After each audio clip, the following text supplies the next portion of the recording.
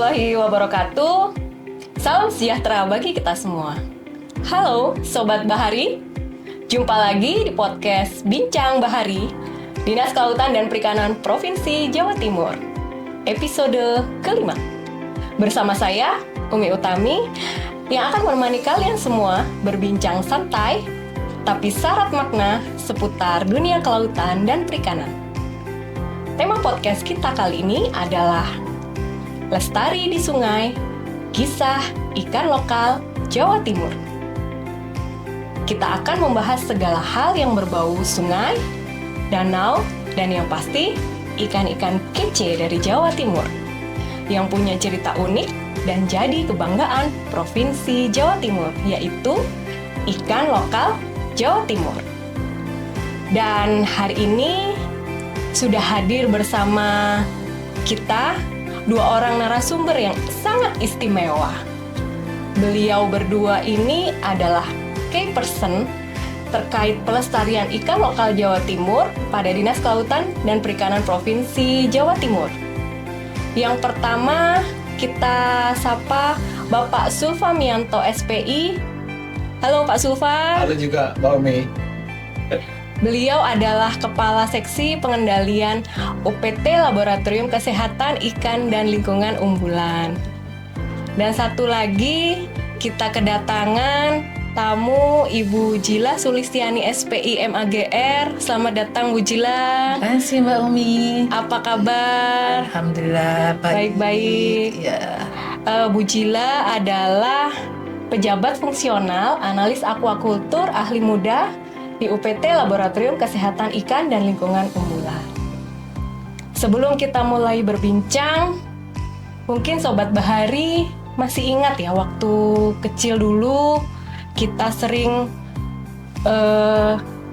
melihat ikan-ikan kecil di sungai seperti ikan wader, kemudian ikan baderbang. Tapi sekarang mereka sudah jarang terlihat. Nampaknya ini masalah yang sangat serius dan mungkin Sobat Bahari juga banyak yang belum tahu ya jika ikan-ikan asli Jawa Timur ini mulai langka. Sebelum kita menginjak bincang-bincang kita hari ini Pak Sulfa dan Bu Jila, saya mungkin punya data. Jadi menurut hasil penelitian dari Rizjani et al. Pada tahun 1998 ditemukan pada daerah aliran Sungai Brantas, Jawa Timur terdapat 50 jenis ikan lokal. Kemudian pada tahun 2011 sampai 2012 hanya ditemukan 12 jenis ikan lokal. Berdasarkan buku sensus ikan dari Biro Administrasi SDI, Sekda Provinsi Jawa Timur. Nah, dari data itu saja sudah jelas betul pengurangannya dari 50 jenis menjadi hanya 12 jenis. Dari data tersebut nanti akan kita bahas bagaimana upaya dan peran dari DKP Provinsi Jawa Timur dalam pelestarian ikan lokal. Nah, sebelum kita bicara tentang kelestarian ikan lokal, kami sebetulnya masih belum bisa memahami Bu Jila dan Pak Sulfa. Tadi yang disebutkan ada ikan lokal, ada ikan non-lokal. Nah, sebetulnya apa sih perbedaannya ikan lokal ataupun ikan non-lokal? Ya, mungkin Bu Jila mungkin bisa membantu untuk menjelaskan kepada Sobat Bahari yang berada di yang menyimak podcast ini perbedaannya itu seperti apa. Silahkan Bu Jila. Iya, terima kasih Mbak Umi. Memang kita harus memahami terlebih dahulu mengenai apa itu ikan lokal, biar tidak salah kaprah. Nah, sebenarnya ada 3 pembagian ikan tersebut. Jadi ada namanya ikan lokal atau ikan asli. Yang kedua ada ikan endemik. Dan yang ketiga adalah ikan asing atau tadi yang disebut Bu Umi, ikan non-lokal. Nah, ikan asing. Nah, ikan endemik itu adalah spesies ikan yang benar-benar hidup di satu lokasi, di suatu perairan. Jadi dia tidak akan ditemukan di perairan yang lainnya. Itu dinamakan ikan endemik. Nah, ikan endemik ini sebagai salah satu contohnya di Jawa Timur itu adalah ikan lempuk. Mungkin Sobat Bahari pernah dengar nggak ada namanya ikan lempuk? Belum kenal ya. Jadi ikan lempuk ini dari genus Gopyopterus sp. Jadi ini salah satu ikan endemik yang hanya ditemukan di Danau Ranugrati Pasuruan saja. Di tempat lain tidak ada. Nah, itu contoh ikan endemik. Nah, selanjutnya apa itu ikan lokal atau ikan asli? Jadi kalau ikan lokal itu adalah ikan yang memang berasal dari perairan tersebut, namun dia bisa tumbuh dan berkembang di tempat lain dengan perairan yang berbeda di wilayah yang terbatas. Itu berada di wilayah perairan Indonesia. Contohnya ada ikan dewa, ada ikan baderbang, dan banyak lagi. Nah, ikan dewa ini sebenarnya bisa mulai dari Sumatera sampai Jawa. Ini disebut juga sebagai ikan lokal. Nah, yang terakhir itu adalah ikan asing atau ikan tadi namanya non-lokal. Nah, ikan asing ini otomatis ikan yang berasal dari luar negeri yang telah diintroduksi ke wilayah perairan Indonesia. Nah, ini ada dua jenis untuk ikan asing ini. Ada yang memang membahayakan populasi daripada ikan endemik dan ikan lokal kita. Ada juga ikan asing yang tidak mengganggu populasi ikan endemik atau ikan lokal kita.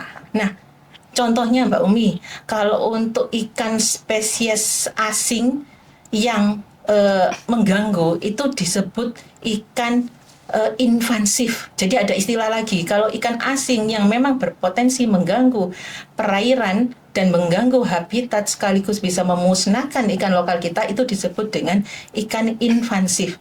Contoh yang nyata itu tahun 2018 itu ada ikan arapaima yang terlepas di perairan Sungai Brantas. Nah, itu sangat bisa mengganggu habitat dan populasi ikan lokal menjadi turun.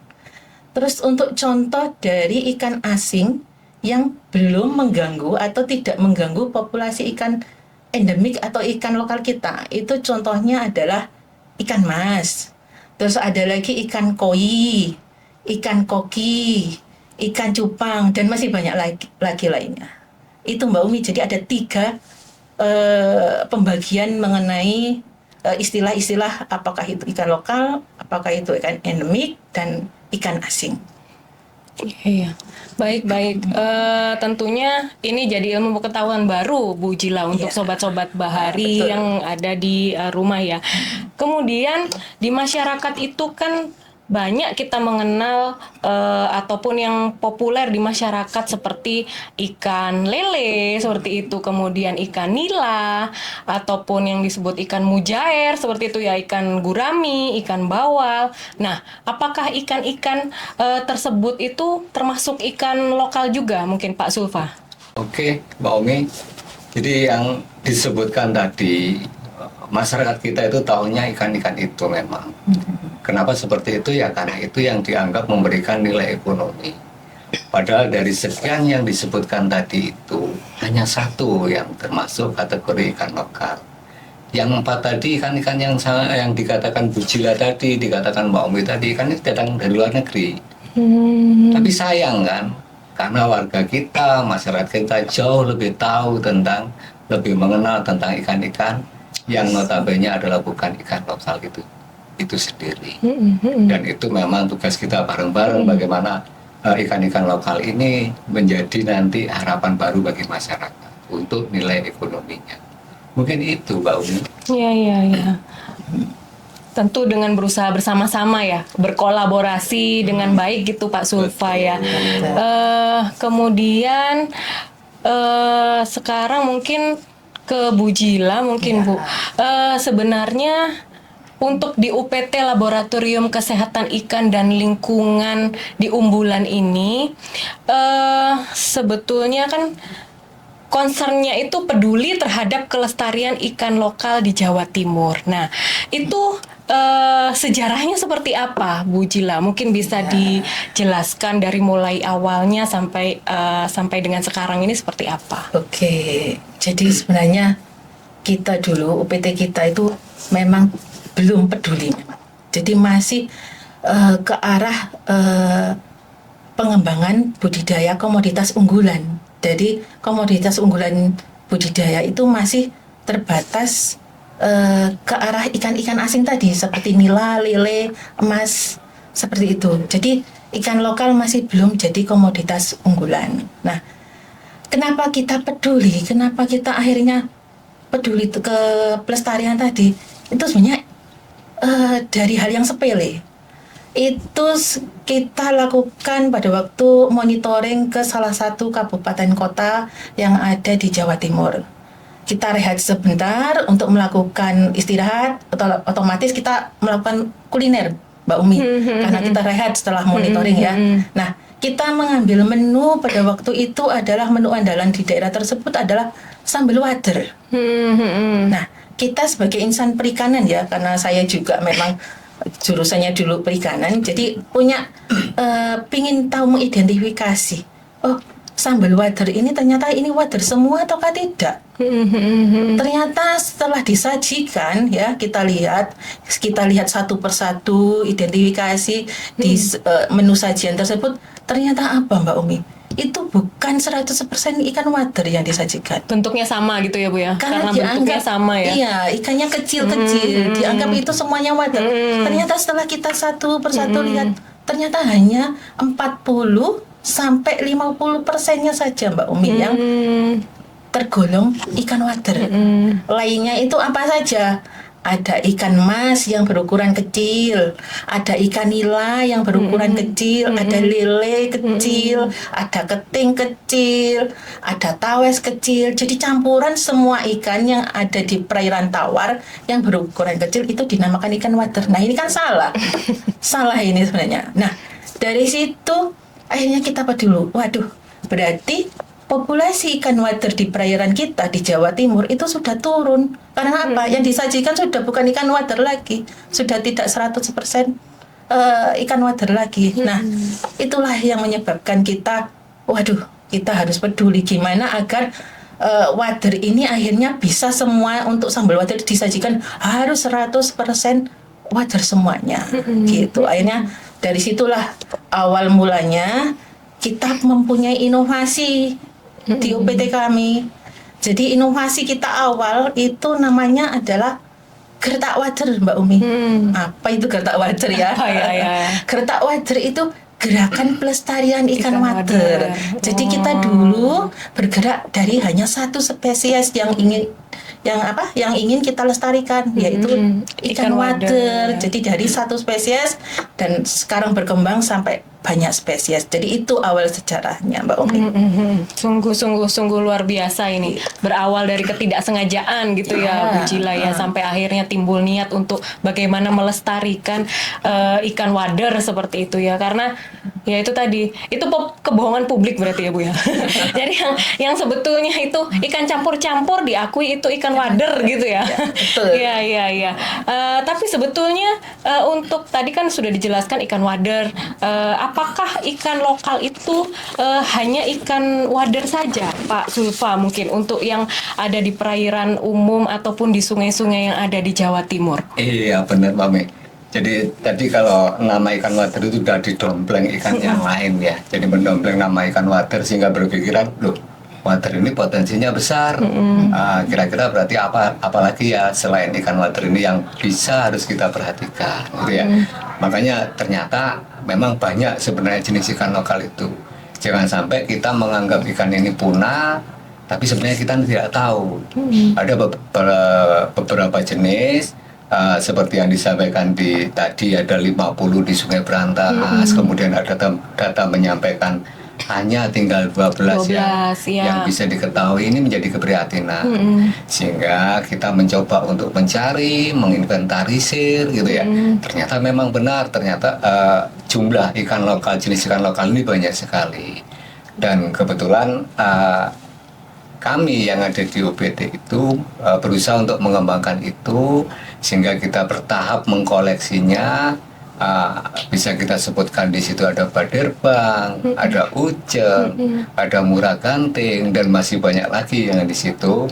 Dan kebetulan per hari ini itu pelan-pelan kita sudah mulai kembangkan. Memang diawali dari gerakan pelestarian ikan water itu. Waduh. Mudah-mudahan target ke depan jumlah koleksi dan apa yang sudah kita miliki itu bertambah terus. Saya pikir itu Mbak Umi. Iya, amin. Ya, semoga akan terus bertambah gitu ya, Pak Sulfa. Berkembang. Namun sebetulnya apakah menurut Bu Jila, ya kita kembali ke Bu Jila, kondisi perairan kita itu sebetulnya seperti apa sih Bu? Apakah memang separah itu sampai ikan-ikan lokal ini hanya memang tersisa 12 jenis saja, ataukah seperti apa? Kemudian apa penyebabnya sehingga bisa penurunan populasinya sebegitu drastisnya Bu Jila mungkin? Iya, benar Mbak Umi. Memang faktor dari kualitas lingkungan itu sangat-sangat berpengaruh. Tapi tidak hanya kualitas lingkungan saja sebenarnya berpengaruh Mbak Umi. Tapi memang utamanya adalah dari kualitas lingkungan. Karena apa? Sekarang populasi penduduk semakin meningkat, industrialisasi semakin meningkat. Otomatis itu akan berdampak terhadap kualitas lingkungan. Banyaknya pencemaran air, banyaknya pencemaran di sungai dan lain-lain. Nah, namun itu salah satu faktornya. Faktor lainnya seperti yang saya ceritakan tadi, bahwa ikan water itu sudah tidak banyak ditemukan. Berarti itu menunjukkan apa? Eksploitasi yang berlebih dari penangkapan ikan lokal tersebut. Jadi itu juga sebagai salah satu faktor. Terus yang ketiga itu bisa berasal dari kegiatan yang sebenarnya bagus. Dia itu bagus, ingin menambah populasi ikan di suatu perairan. Namun salah. Jadi salahnya maksudnya apa? Karena dia ingin menambah populasi tapi menggunakan ikan asing. Nah, ikan asing ini bersifat invasif. Nah, akhirnya apa? Maksudnya baik untuk menambah jumlah populasi ikan di sungai, tapi akan berakibat bisa memusnahkan ikan lokal yang ada di perairan kita sendiri itu. Jadi banyak faktor Mbak Umi yang bisa menyebabkan daripada kepunahan ikan lokal. Selain itu juga sekarang era teknologi ya, teknologi semakin meningkat, teknologi transportasi semakin mudah. Akhirnya apa? Lalu lintas daripada ikan asing masuk ke wilayah kita itu juga semakin meningkat. Nah, itu baik sengaja ataupun tidak sengaja mungkin bisa terlepas di perairan umum. Nah, kalau sudah terlepas, nah itulah yang bisa mengakibatkan berkurangnya populasi ikan lokal yang ada di kita. Akhirnya apa? Bisa musnah ikan lokal kita akibat dari ikan invasif tersebut. Itu Mbak Umi. Baik. Namun begini Bu Jila dan Pak Sulfa ya, saya pernah melihat atau menemukan beberapa kolektor seperti ikan arapaima, kemudian ikan lohan, ikan red devil. Nah, apakah ikan-ikan itu bisa merugikan ekosistem atau bisa berbahaya, termasuk seperti tadi yang disampaikan adalah ikan nila, ikan mujair, dan ikan lele. Nah, ikan-ikan tersebut apakah bisa merugikan ekosistem dan bisa menggusur ikan-ikan lokal yang sudah dimiliki kita di sepanjang perairan itu, Pak? Pak Sulfa, bagaimana? Betul sekali. Jadi ibaratnya hari ini kita di sini ada berapa orang, 5-6 orang gitu ya, dengan postur kita masing-masing. Ibaratnya kita ini ikan lokal, ikan introduksi, kemudian apalagi invasif itu ruangan ini didatangi orang asing, tapi kita tidak tahu karakter dia. ternyata dia makannya lebih banyak, kebutuhan oksigen dia lebih tinggi, gitu ya, masuk ke dalam ruangan kita, otomatis kita akan terganggu dari situ, karena kita tidak mengetahui bagaimana dia hidup di habitat aslinya. Orang asing gitu ya. Orang asing itu Orang asing, analoginya, ya. Betul. Sehingga kita mau tidak mau karena kemampuan orang asing ini, ikan-ikan asing ini datang ke kita, adaptasinya jauh lebih bagus, dia kebutuhan pakannya lebih banyak, kemudian dia kalau beranak pinak itu lebih cepat, anaknya banyak lagi, kan gitu ya, anaknya banyak, berkembangnya cepat, kita secara tidak sadar kita akan tergusur dari ruangan kita sendiri. Nah, analogi ikan-ikan invasif itu kayak seperti itu, baik dia yang memangsa secara langsung atau menyebabkan kerusakan habitat di lingkungan perairan lokal kita karena perilaku dia yang tidak berperikanan tadi, karena dia kebutuhan oksigennya lebih tinggi, kemudian cara dia hidup di dasar perairan itu merusak ekosistem dan habitat di situ, sehingga potensi telur kemudian larva dari ikan-ikan lokal kita itu pasti akan tergerus di situ. Nah, ancaman tentang ikan introduksi itu seperti itu, apalagi yang bersifat invasif. Nah, itu yang harus kita antisipasi tentunya, Bu Umi. Kayaknya gitu. Siap.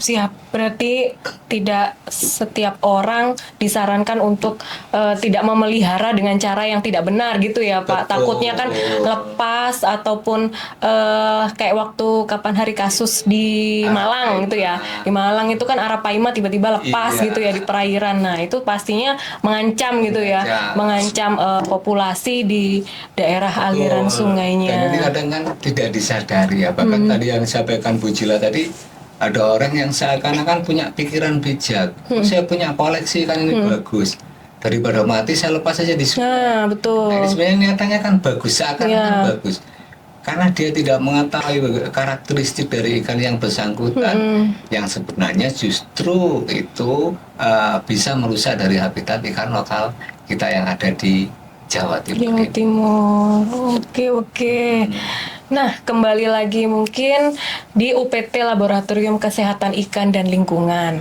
Nah, lab LKIL unggulan itu kan sudah berhasil mendomestikasi ikan lokal. Ya, saat ini kan sudah berhasil mendomestikasi.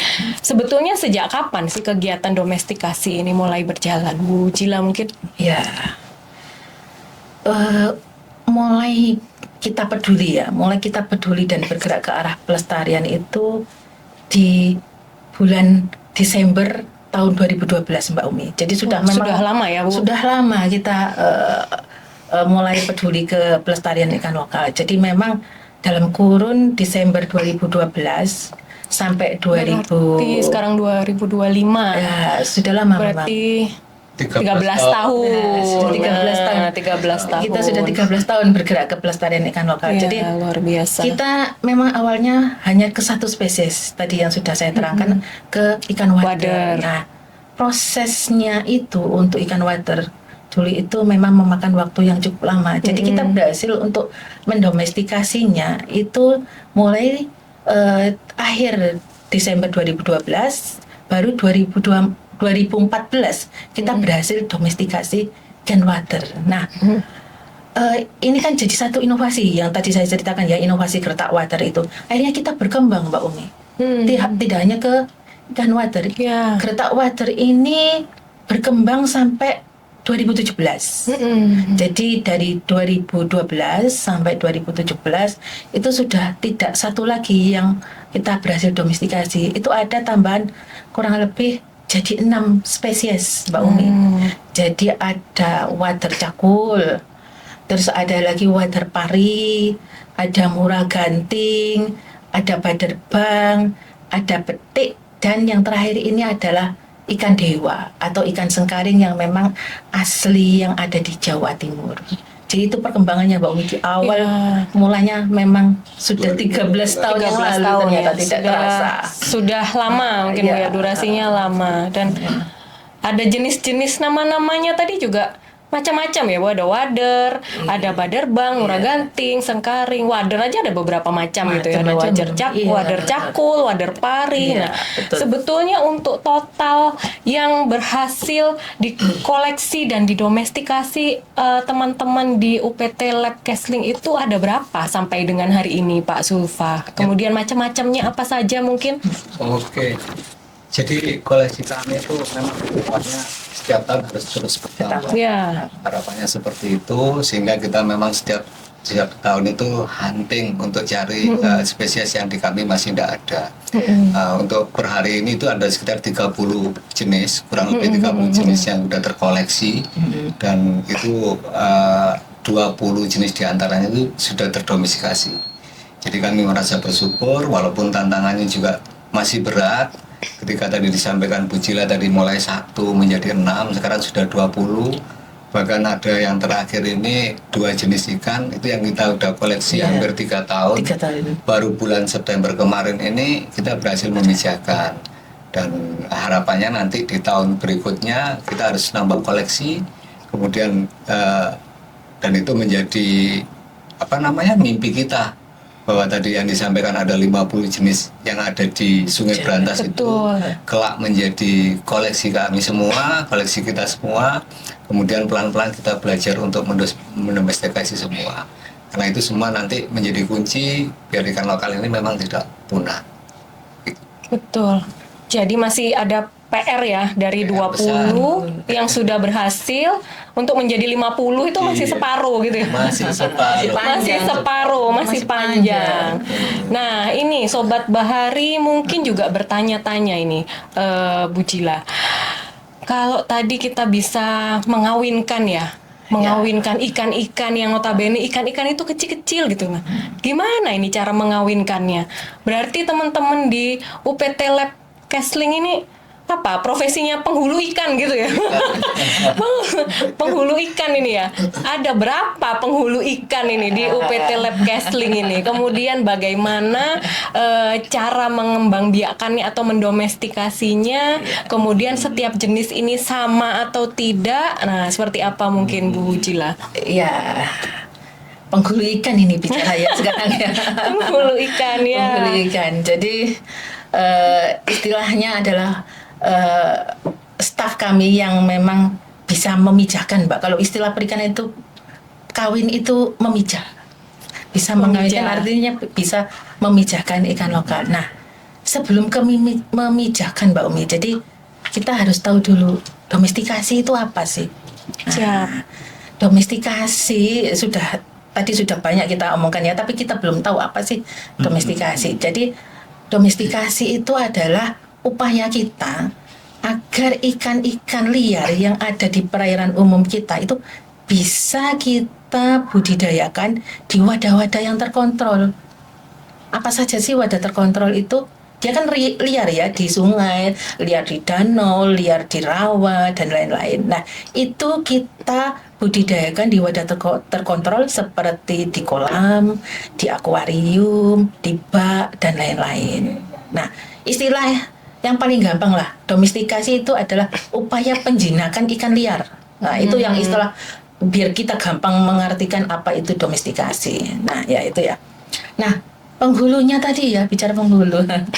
Kita untuk kegiatan domestikasi ini ada di seksi pengendalian di UPT Laboratorium Kesehatan Ikan dan Lingkungan. Jadi kita memang ada 2 seksi, Mbak Umi. Ada seksi pengujian yang nanti ke arah laboratorium dan seksi pengendalian. Nah, di seksi pengendalian kita memiliki 8 ASN dan dibantu dengan 4 outsourcing. Jadi inilah tenaga-tenaga kita untuk melakukan domestikasi, Mbak Umi.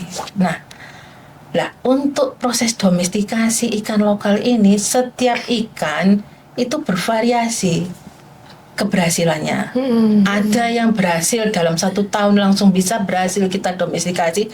Ada yang bisa lebih dari 1 tahun. Ada yang lebih dari 3 tahun. Ada juga yang 5 tahun kita koleksi tapi belum bisa kita domestikasi. Jadi memang butuh waktu yang sangat lama. Butuh waktu yang kita harus telaten, intinya telaten. Karena apa? Di situ prosesnya panjang, Mbak Umi. Prosesnya panjang apa? Karena yang pertama, ikan itu dari liar ya. Kita bawa ke tempat terkontrol. Biasa dia hidup liar di wadah terkontrol, dia terbatas pergerakannya. Nah, apa yang harus kita lakukan? Yang pertama, kita harus mengetahui karakteristik daripada ikan liar tersebut. Karakteristiknya apa saja? Banyak sekarang. Yang pertama, karakteristik dari lingkungan, habitat dia tumbuh dan berkembang di alam.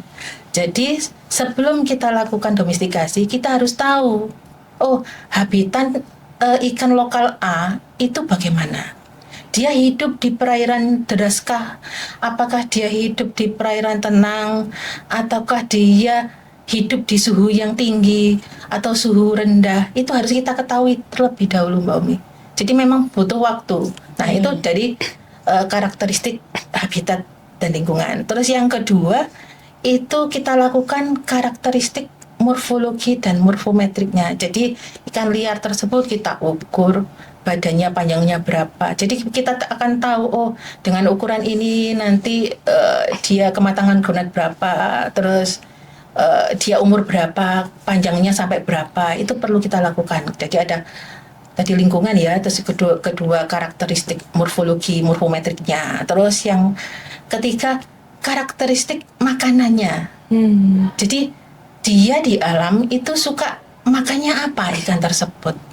Kita biasanya sulit untuk mengetahuinya karena itu kan langsung kita ambil dari alam terus kita bawa ke kolam ya atau ke bak. Nah, biasanya yang kita lakukan adalah melakukan pembedahan ikannya, Mbak Umi.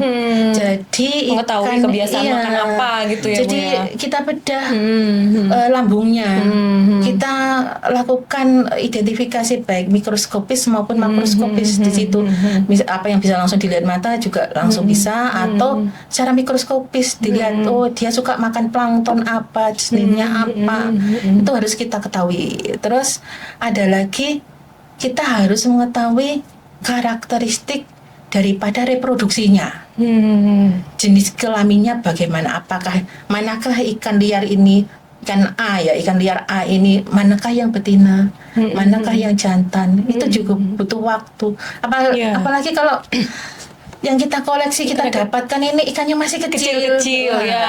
Itu seperti wader itu kan pasti kecil, Bu, ya, ikan kecil-kecil ya. Itu jadi kita masih butuh waktu yang panjang untuk mengetahui daripada karakteristik ikan liar tersebut. Nah, kalau kita sudah mengetahui karakteristik tersebut, baru kita lakukan upaya penyiapan sarana prasarananya. Sarana prasarannya apa? Jadi kolamnya untuk hidupnya itu harus kita sesuaikan dengan kondisi yang ada di alam. Sebagai contoh, ikan dewa, dia suka hidup di air yang jernih, suka hidup di air yang mengalir, terus oksigennya tinggi. Airnya apa? Kita upayakan agar kolam tersebut sama persis dengan apa yang ada di alam. Kita kasih ikan dewa itu suka dasarnya berbatu. Jadi kolam tersebut kita kasih batu-batu, Mbak Umi. Kita kasih aliran deras dan airnya harus juga jernih. Jadi semi-semi paranormal gitu ya, Bu ya. Jadi menduga-duga gitu ya.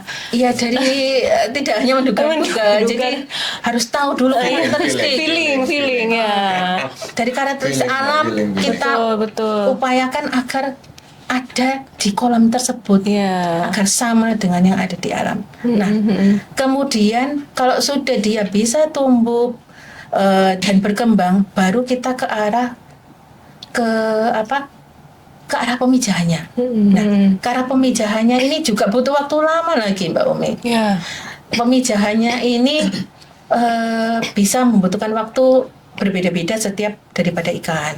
Jadi kita sebagai upaya yang kita lakukan, yang pertama kita lakukan uji coba pemijahan secara alami terlebih dahulu.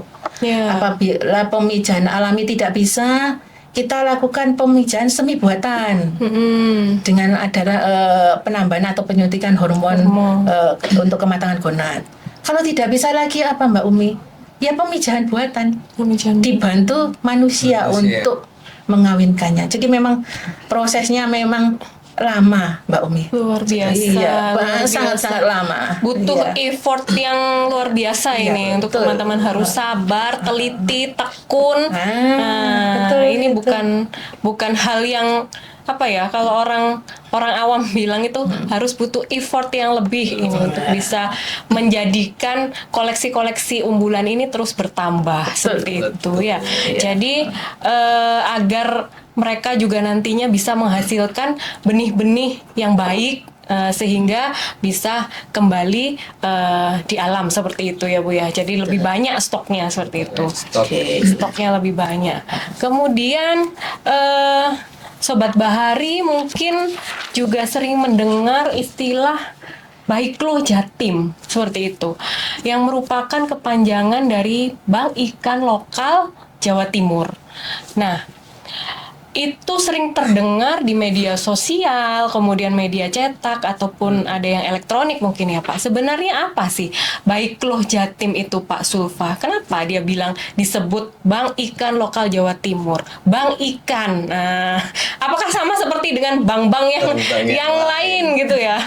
Baik, saya Pak Sulfa. Bank Ikan Lokal, keren ya namanya. Iya.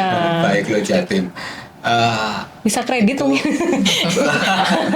Ini Kredit ikan ini. itu adalah sebuah inovasi, Iya. sebuah inovasi yang dimiliki DKP Prof Jatim. Dalam hal ini pelaksanaannya adalah teman-teman di UPT kami, UPT LKEL Pasuruan. Kenapa sih kita namakan Bank Ikan Lokal Jawa Timur? Iya. Kan gitu ya. Itu pertama memang berangkat dari keprihatinan ancaman kepunahan terhadap banyak jenis ikan lokal yang ada di Jawa Timur. Kemudian di satu sisi kita sudah pernah melakukan upaya pelestarian terhadap ikan wader. Jadi kita mencoba untuk mengembangkan kenapa tidak ikan-ikan ini kita usahakan juga untuk kita lestarikan. Kemudian kita bungkus melalui sebuah inovasi Bank Ikan Lokal Jawa Timur. Kenapa kita namakan Bank Ikan Lokal? Harapan kami akan menjadi rujukan, bagi stakeholder yang punya minat tinggi terhadap ikan lokal. Ketika ingin mengetahui apa aja sih ikan lokal Jawa Timur itu ada di kami, di UPT kami. Bukan berarti nanti ada yang berdiri datang masih pinjaman dan segala macam, bukan itu. Dan itu yang menjadi tuntutan juga, sehingga kami harus menambah koleksi ini. Yang namanya bank nanti ketersediaannya harus ada. Bahkan kita ingin nanti kita juga ada namanya welcome fish gitu ya Bu Cila ya. Welcome fish. Nah, Seperti artinya welcome kalau kita drink. betul. Kalau kita Masuk ke masuk- hotel kan welcome drink gitu ya. kalau Kalau di kita sini ada masuk- welcome fish. Tapi tidak untuk diminum ya Pak? Tidak untuk diminum. Kalau kita masuk hotel pasti ada namanya welcome drink. Artinya apa? Kita pasti diarahkan ke situ, Iya, kemudian kita iya. minum dulu. Nah, kami punya mimpi nanti DKP ini atau teman-teman Dinas Kelautan Perikanan di kabupaten kota itu ada namanya istilahnya welcome fish. Jadi di situ ada kolam kecil, ada ikan terapinya. Jadi tamu kita yang akan datang menunggu giliran dilayani gitu sambil terapi kakinya terhadap ikan-ikan terapi. Itu pun ikan lokal. Iya, Jadi ada iya. namanya ikan nilem yang bisa kita fungsikan untuk Iya. terapi itu tadi. Jadi itulah kenapa kemudian kita pakai nama Bank Ikan Lokal Jawa Timur. Mudah-mudahan nanti ada cabangnya, Bank Ikan Lokal Jawa Jawa Barat, Jawa Tengah, itu nggak apa-apa ya. Iya. Sehingga bisa menginspirasi nanti ketika semua bergerak untuk mengupayakan upaya kelestarian ikan lokal di setiap daerah. Tentunya kelestarian ikan yang ada di Indonesia lebih bisa Lebih banyak. diupayakan. Itu Mbak Umi. Betul, ya semoga niat baiknya mimpinya terwujud nanti ke depannya. Amin, Jadi amin. Bank Indonesia, Bank Ikan Indonesia. Oh, keren. Betul. Kemudian ini kan merupakan inovasi ya Pak Sulfa dan Bu Cila ya dari DKP tadi ya seperti yang sudah disampaikan, dan sudah memiliki prestasi yang membanggakan ya. Mungkin bisa diceritakan Pak Sulfa dan Bu Cila mungkin apa saja prestasinya yang sudah diraih oleh Baiklo Jatim ini. Kayaknya sudah banyak ini rentetan penghargaan yang sudah diterima ini. Monggo silakan. Jadi alhamdulillah ya sebenarnya ketika kita ikut sebuah kompetisi inovasi gitu, hasilnya apapun kemudian diapresiasi orang itu adalah bonus. Jadi tanpa itu semua memang kita komit untuk keberlanjutan Bank Ikan Lokal Jawa Timur ini. Di beberapa tahun yang lalu, kalau tidak salah di tahun 2019, kita masuk di top 25 Co-Public. Wah, itu yang keren. pertama. Kemudian yang kedua itu di tahun 2023 kemarin itu kita menjadi pemenang di Indonesia Government Award. Sehingga penghargaan IGA ini kembali ke Jawa Timur. Alhamdulillah seperti itu. Pada waktu itu kita dibetelkan dengan 4 inovasi yang ada di Jawa Timur. 2 kategori itu di layanan digital, yang lainnya adalah di non digital. Di kategori non digital itu alhamdulillah kita menjadi pemenangnya Mbak Umi. Kemudian yang terakhir untuk KIPP itu gawenya Kementerian Dalam Negeri, itu kita juga menjadi finalis di situ. Ya alhamdulillah, tapi kita tidak boleh berpuas diri karena tanpa itu semua memang kita komit untuk melanjutkan Baiklo Jatim ini. Sama juga itu Mbak Umi. Jadi dari salah satu wujud dari inovasi tadi kita salah satu spesies kita yaitu ikan water itu sudah mendapatkan Kemenkp. Betul. Nah, sudah mendapatkan keputusan Menteri Kelautan RI. Untuk apa itu Bu? Nah, itu untuk pelepasan ikan wader cakul Jatimbulan. Jadi kita namakan pelepasan ikan wader cakul Jatimbulan. Jatimbulan ini adalah Jawa Timur unggulan. Ya, ini pada tahun 2024. Jadi Kemenkp yang turun itu nomor 62 tahun 2024. Jadi ini adalah salah satu jenis ikan baru yang telah dilepas oleh Kementerian Kelautan dan Perikanan RI yang bisa dirilis ke masyarakat. Dan ini merupakan kado kita kemarin tahun kemarin Mbak Umi. Kado setelah hari kemerdekaan kita. Jadi itu turun pada tanggal 23 Agustus 2024. Dan salah satu dari kegiatan ini juga kita catatkan juga sebagai hak cipta kita, Mbak Umi. Khususnya di ikan water. Setelah perjalanan berapa tahun ya? Setelah perjalanan 13 tahun ya, 13 tahun. Jadi kan tidak instan gitu ya Bu ya, Bu Cila dan Pak Sulfa ya. Jadi prestasi-prestasi yang sudah disampaikan tadi dari mulai sudah mencapai nasional gitu ya, sudah nasional. Luar biasa pencapaian yang sudah diraih oleh Baiklo Jatim ini yang luar biasa, yang sangat membanggakan di Dinas Kelautan dan Perikanan Provinsi Jawa Timur, yang semoga nantinya inovasi ini bisa berdampak dan memberikan langkah nyata ya untuk menyelamatkan ikan-ikan asli kita dari kepunahan. Baik. Kemudian Pak Sulfa, setelah mungkin ikan-ikan ini berhasil didomestikasi, tadi ya kita bicara berhasil didomestikasi, kemudian upaya apa yang kita lakukan? Entah itu mungkin ditebarkah kembali ke perairan umum, kemudian upaya apa saja agar penebaran ini bisa berhasil seperti itu Pak Sulfa? Oke, jadi memang tujuan awal kegiatan ini, termasuk adanya inovasi Baiklo Jatim ini, kita awalnya hanya berbicara di aspek konservasi atau pelestariannya. Padahal kita tahu bahwa di aspek konservasi itu aspek terakhir adalah untuk di faktor ekonomi, itu yang poin pentingnya. Jadi sudah sekitar 16 juta benih ikan lokal, Mbak, yang sudah kita lepas liarkan atau kita restocking ke perairan umum daratan yang ada di Jawa Timur, mencakup wilayah semua kabupaten kota yang ada di Jawa Timur. Ada 38 kabupaten kota yang sudah kita datangi, kemudian kita sebarkan ikan lokal itu. Apakah ini akan menjadi kegiatan yang sia-sia? Saya yakin tidak.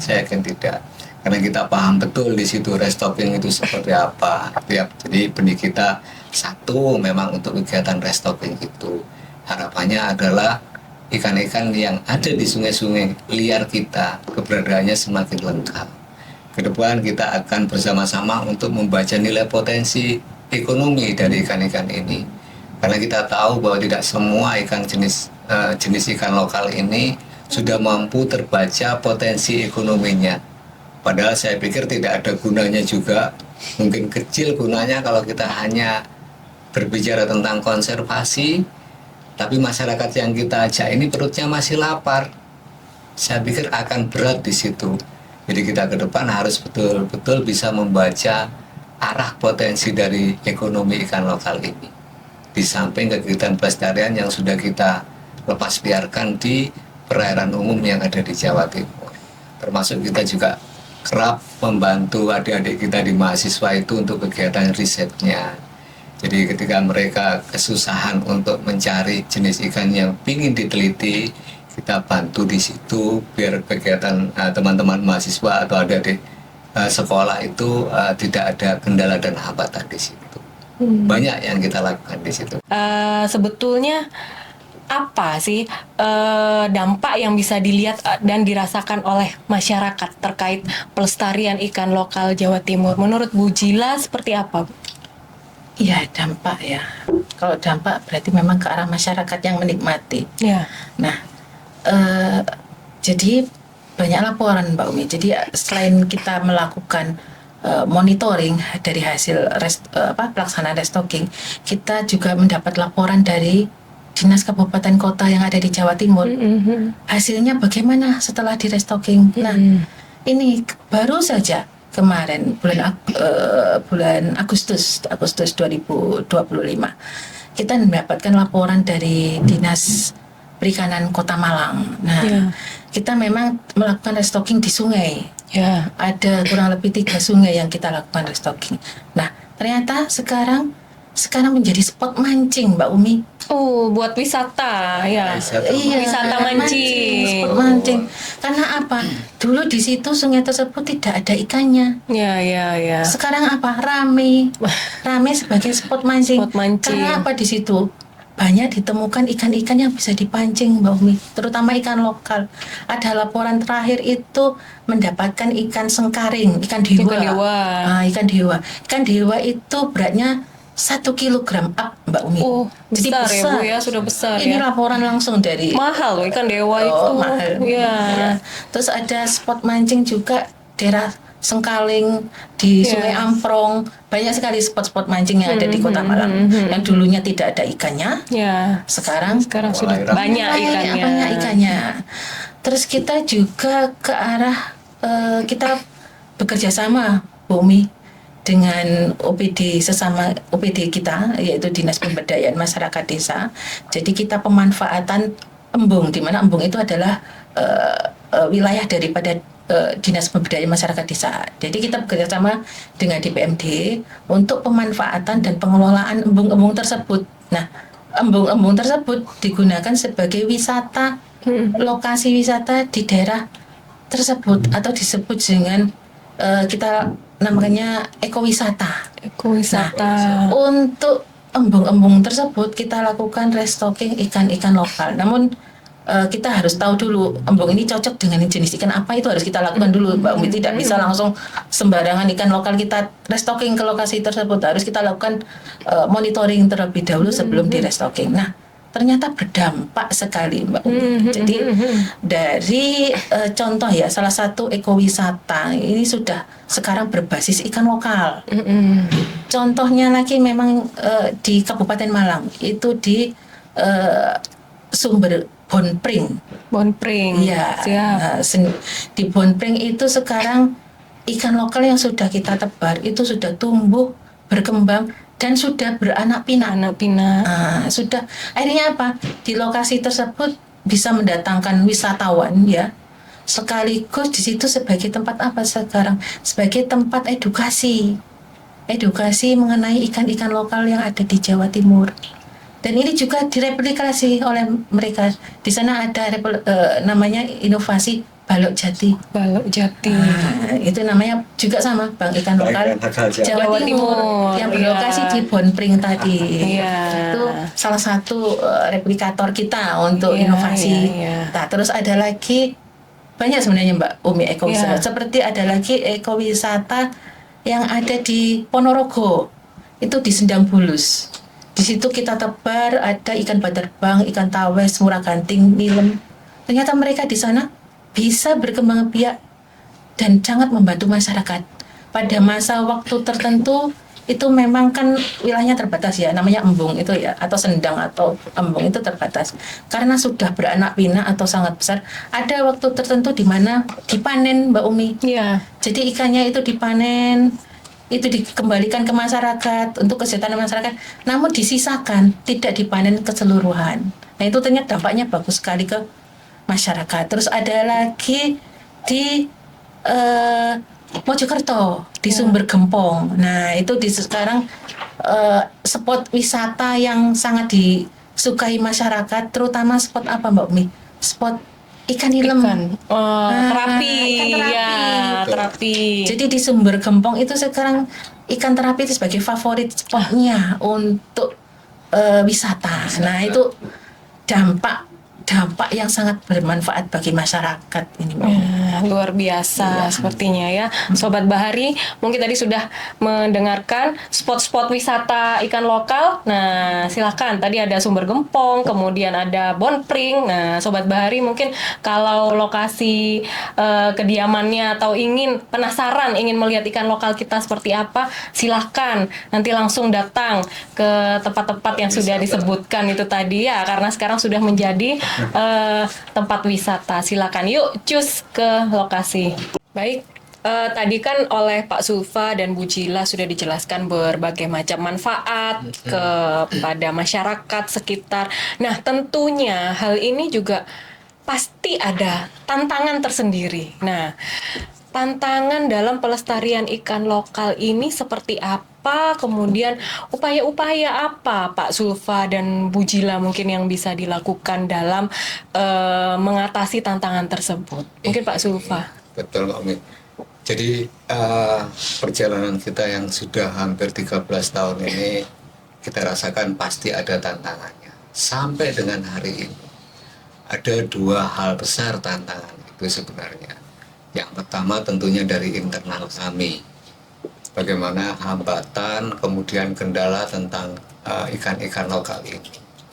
Tidak jarang kita itu ada informasi ada 2-3 jenis ikan gitu ya, yang di kami tidak ada dan itu harus di luar kota. Itu pun harus kita luangkan waktu untuk mengambilnya demi menambah koleksi tadi. Itu tantangan. Kemudian yang kedua, tidak semua aspek biologi ikan-ikan lokal ini kita sudah kuasai, sehingga kita banyak dibantu oleh teman-teman di akademisi, kita dibantu teman-teman di Brida untuk mendapatkan informasi tentang itu. Kemudian yang tantangan berikutnya adalah yang dari stakeholder kita. Dari upaya pelestarian ikan lokal ini tentunya tidak akan ada artinya, tidak akan memberikan manfaat banyak ketika masyarakat atau stakeholder kita ini tidak mengetahui atau belum paham hakikat tentang kelestarian ikan lokal ini.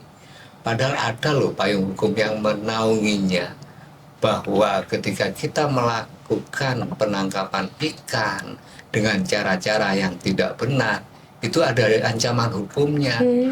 Nah, ternyata itu pun tidak bisa menjadikan masyarakat ini jera.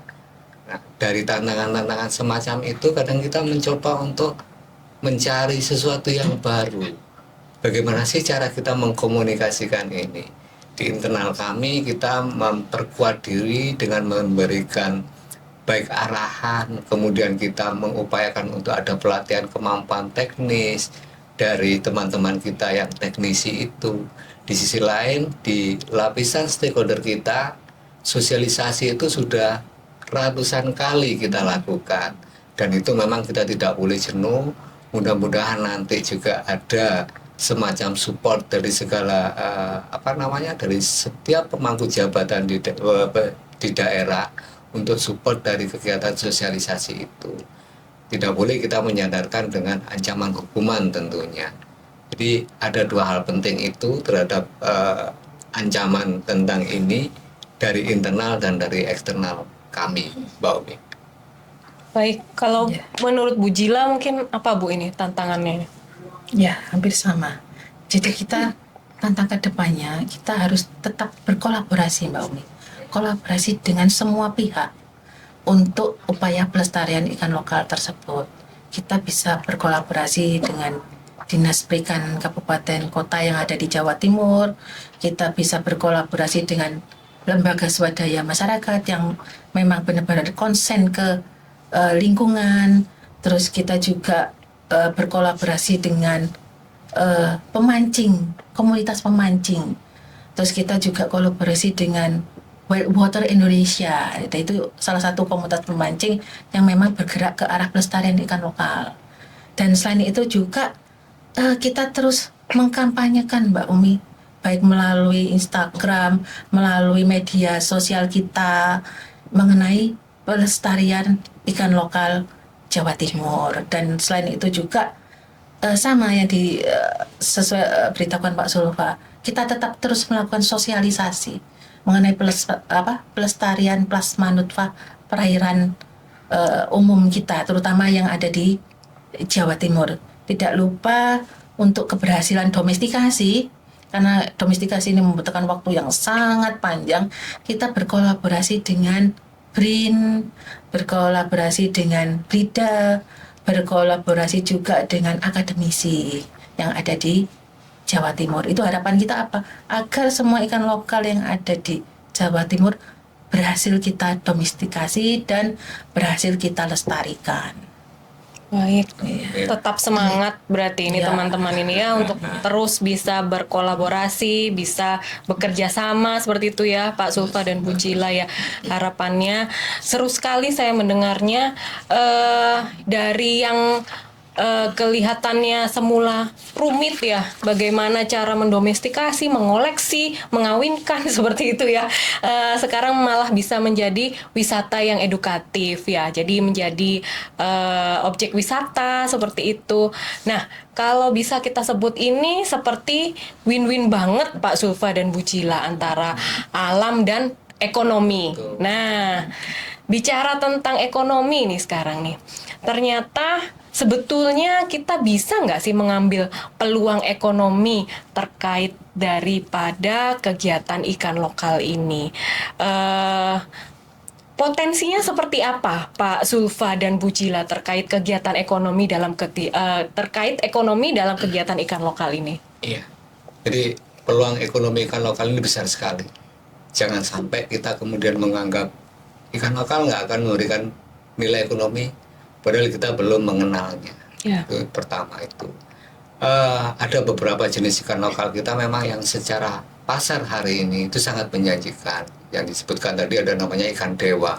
Ya. Ikan dewa itu benih persentinya itu Rp1.000. Per senti itu ya, Pak, 1.000 ya. Itu. Yang kita pelihara 3 minggu, 1 senti udah 1.000. 3 senti berarti dia 3.000.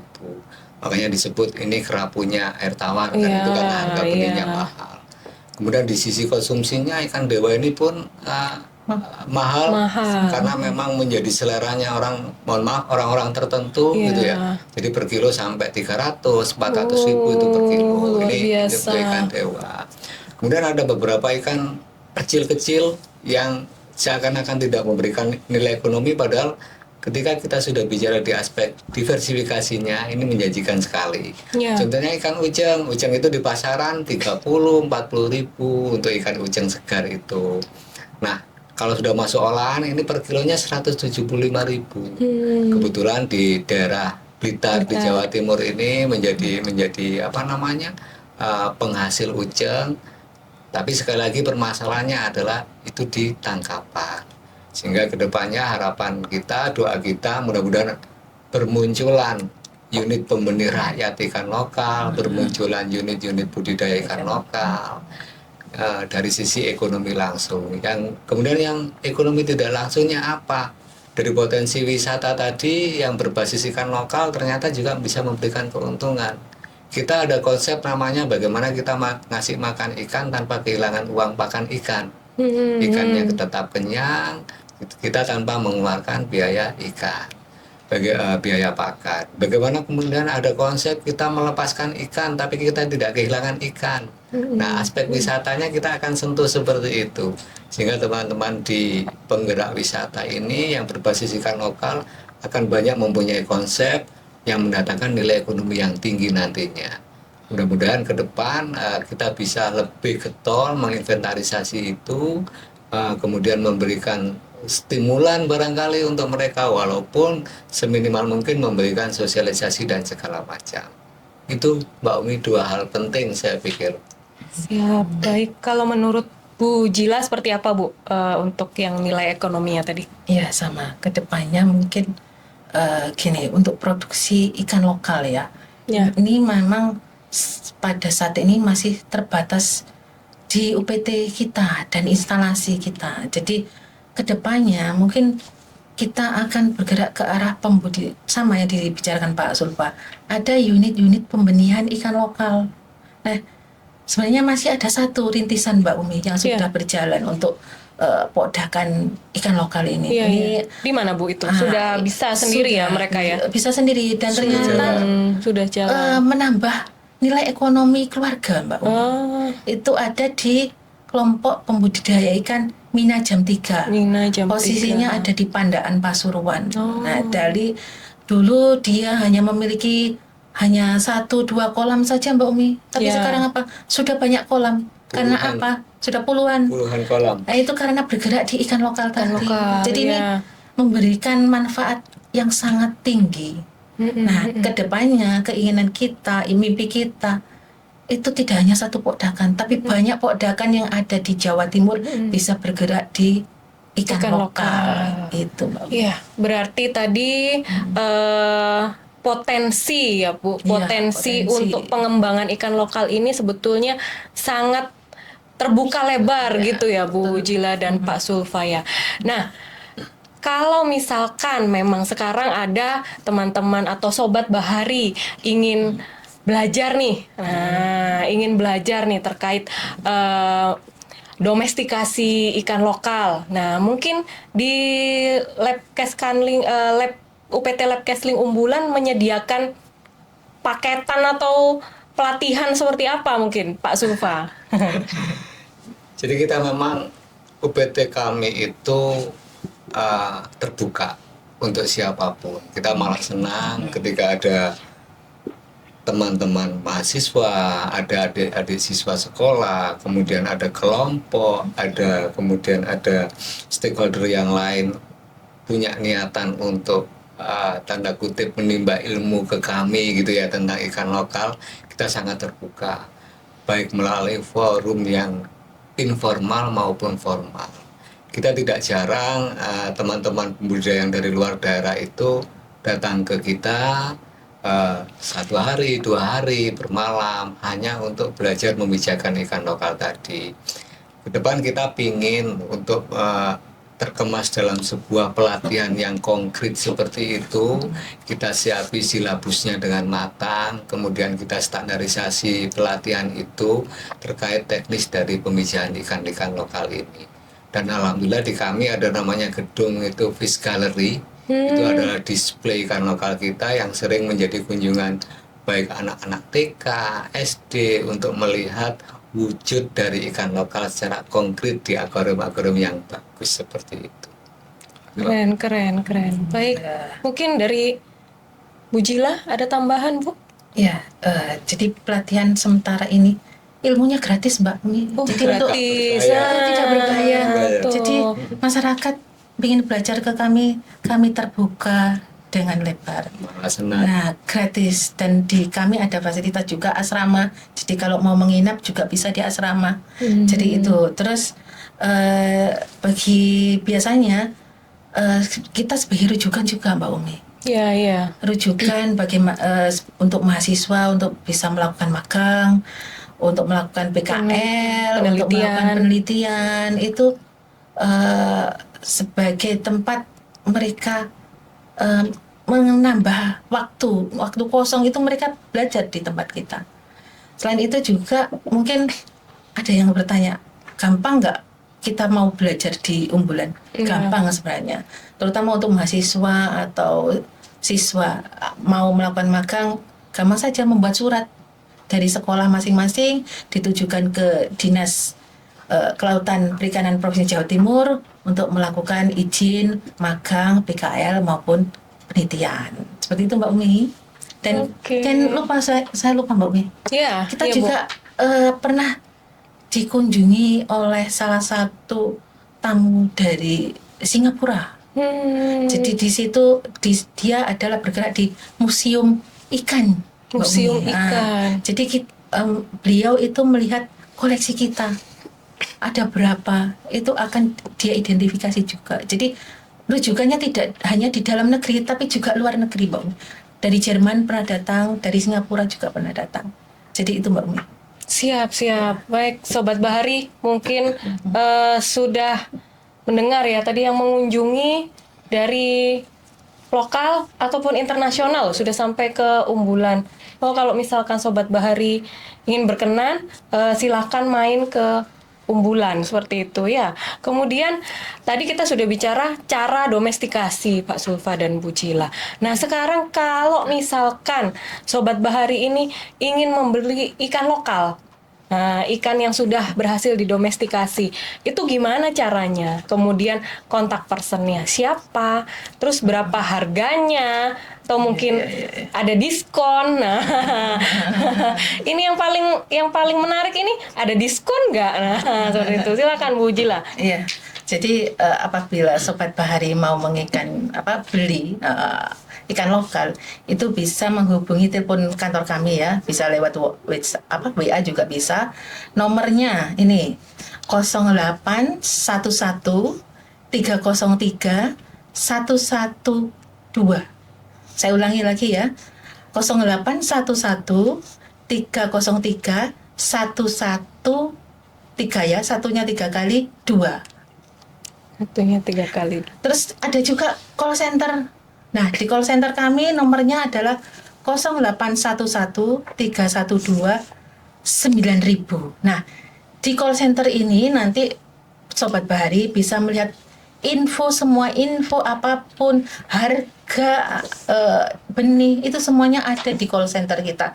Bisa klik link tree yang ada di call center kami, harganya berapa. Dan di kami juga ada pelayanan tidak hanya ke ikan lokal, Bapak, Ibu, Sobat Bahari. Jadi kita ada pelayanan pengujian laboratorium di situ. Untuk pengujian virus bisa, pengujian bakteri bisa, kualitas air, mikrobiologi, dan lain sebagainya. Begitu Mbak Umi.